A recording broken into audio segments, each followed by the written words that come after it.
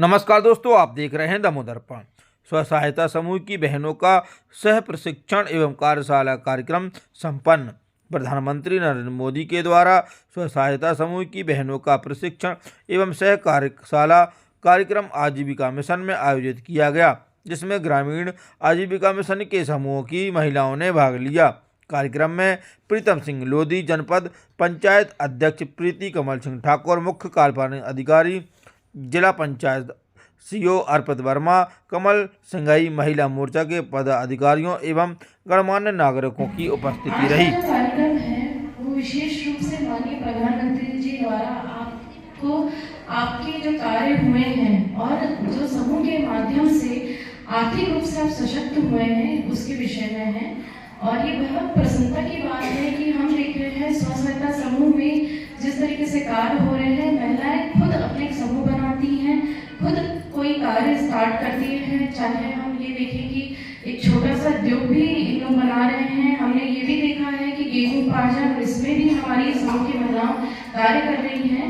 और आर्थिक रूप से न सिर्फ ये स्वयं सशक्त हो रही है पर बल्कि परिवार में भी इनका योगदान दिन ब दिन बढ़ता जा रहा है। और मैं तो ये चाहूंगी कि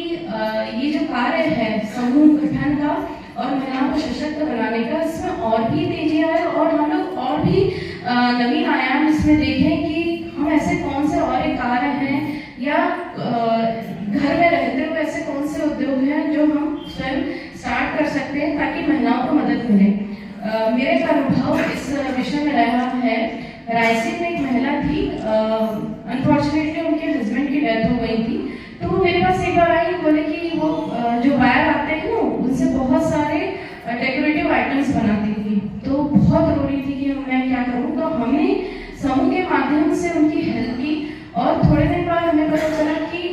जो बाहर प्रदर्शनी लगती है, चाहे भोपाल हो या और जिलों में, तो वहाँ वो जाके अपने उत्पाद बेच रही थी और उनको उससे काफी फायदा हुआ और उन्होंने अपने परिवार की इससे मदद की। तो आज का जो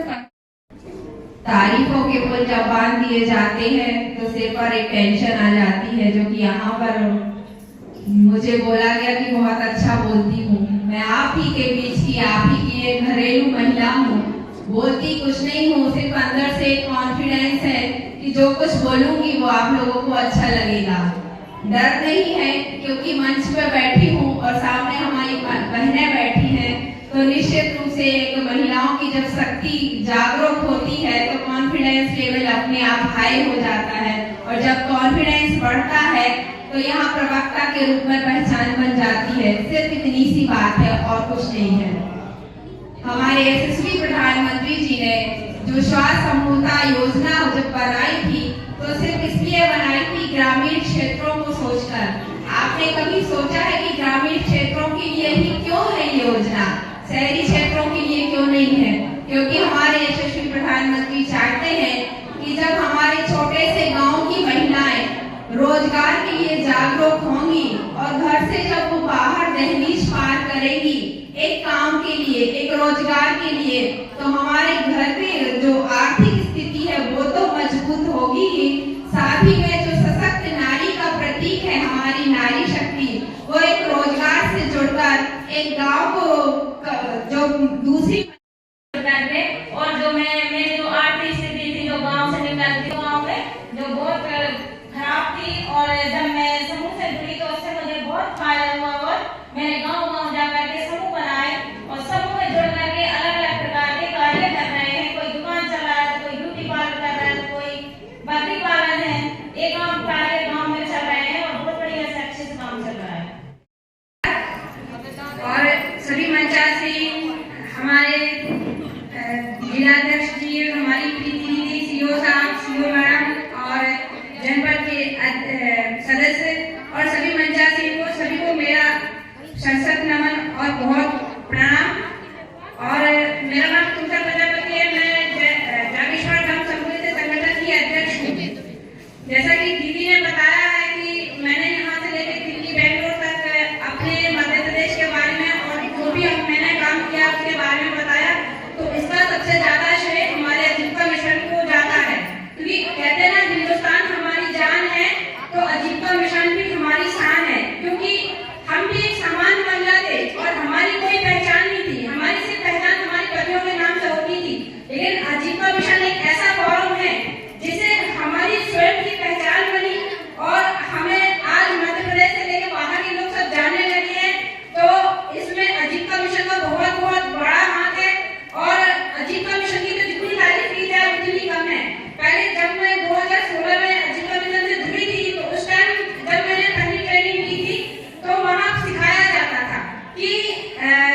आजीविका मिशन में जुड़ने से जो गरीब महिलाएं जो मुख्य धारा से अलग है, तो उनको मुख्य धारा में जोड़ना है और जोड़ने के बाद उनको लखपति बनाना है। तो मेरे दिमाग में एक बात आ रही थी कि लखपति कैसे बन जाएंगे, 10-10 रुपए जोड़े थे, लखपति कैसे बन जाएंगे, तो कुछ समझ में नहीं आता था। लेकिन 2016 से अब 2024 तक का जब सफर तय किया, अब मुझे पता चला है कि आजीविका मिशन में जुड़ने से लखपति कैसे बनते हैं। लखपति अब हमारी जो स्थिति है लखपति की श्रेणी में आती है और हम शान से कहते हैं कि आजीविका मिशन में जुड़ने से हम लखपति हो गए हैं। आदरणीय मोदी जी ने मातृ वंदना योजना के तहत हमारी माताओं की वंदना करने के लिए यह कार्यक्रम आदरणीय नरेंद्र मोदी जी के द्वारा संपूर्ण देश भर में आयोजित हो रहा है। आज हमारे देश के प्रधानमंत्री आदरणीय नरेंद्र मोदी जी मातृशक्ति को संबोधित करने के लिए आप सबके बीच में कुछ ही समय में उपलब्ध रहेंगे। निश्चित ही जब से इस मध्य प्रदेश में और इस देश में भारतीय जनता पार्टी की सरकार बनी है, तो मैं आप सबको बता देना चाहता हूं और बताते हुए मुझे हर्ष भी होता है कि हमारी जितनी भी योजनाएं केंद्र सरकार की और मध्य प्रदेश सरकार की बनी है, तो वो माताओं बहनों से संबंधित सारी योजनाएं हमारी माता बहनें कैसे आर्थिक रूप से संपन्न हो, वो हमारी माता बहनें कैसे अपने परिवार को सक्षम बना सकें,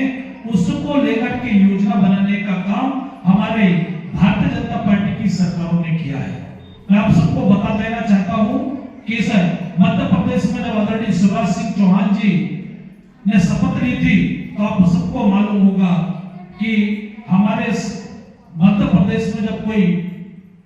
महिला गर्भवती होती थी तो उसके घर के लोग प्रार्थना करते थे, हे भगवान बिटिया नहीं देना मुझे, क्योंकि बिटिया यदि आ जाएगी तो कहीं ना कहीं आर्थिक बोझ हमारे ऊपर पड़ेगा और वो आर्थिक बोझ, उसकी पढ़ाई का बोझ, उसकी शादी का बोझ और उसे आगे बढ़ाने का जो बोझ पड़ता था, तो निश्चित ही कहीं ना कहीं